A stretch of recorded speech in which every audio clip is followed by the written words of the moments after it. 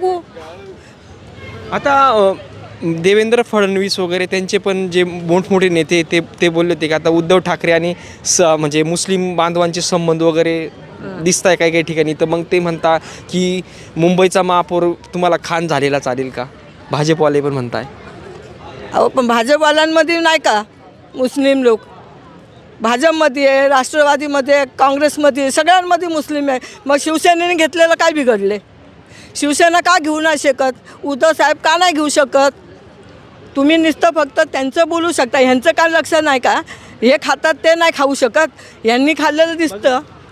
ह्यांनी खातात हे लगेच लोकांच्या डोळ्यात दिसतं, पण हे खातात हे नाही दिसत कोणाला.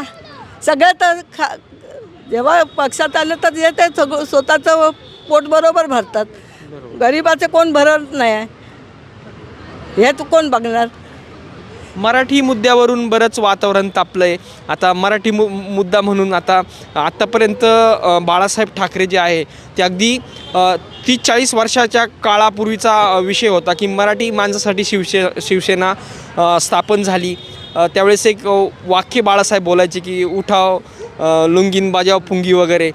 तर आता मराठी मुद्द्यावरच राजकारण खेळलं जातं आहे. आता महापौराच्या वरून म्हणता का, कोण म्हणतं की हिंदूच महापौर होणार, कोण म्हणतं नाही मराठीच महापौर होणार. शेलार जे आहे भाजपचे, त्यांना एका पत्रकारांनी प्रश्न केला की महापौर कोण झाला पाहिजे, मराठी झाला पाहिजे का, असं तसं.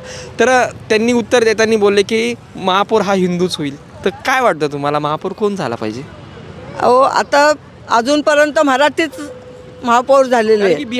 बिहारचे भरपूर या ठिकाणी नागरिक आहे, त्यांचं पण मतदान आहे. यूपीचे पण नागरिक भरपूर आहे, म्हणजे पूर्ण भारतातले नागरिक. कारण की मुंबई ही आर्थिक राजधानी आहे, त्यामुळं भरपूर प्रमाणात इतर लोक पण आहे. त्यामुळे मराठी मुद्दा हा एक महत्त्वाचा विषय. मग तुम्हाला काय वाटतं? हे बघा, आता जे याच्या अगोदरची मतदान झालं तर त्याच्यामध्ये तुम्ही बघा सगळीकडं भैया आणि हे निवडून आलेले आहेत. अरे मराठी आहेत का? नाही आहेत. कोणत्या पक्षामध्ये पण?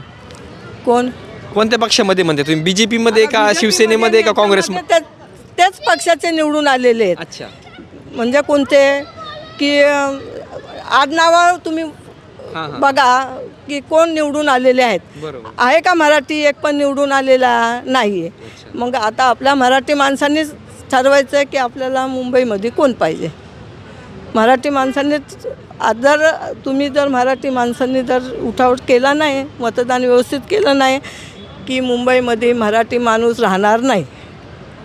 राज ठाकरे पण आता उद्धव ठाकरे आणि राज ठाकरे पण एकत्र येत आहे, त्यामुळं काय फायदा होईल का? निश्चित थोडाफार फायदा होणार.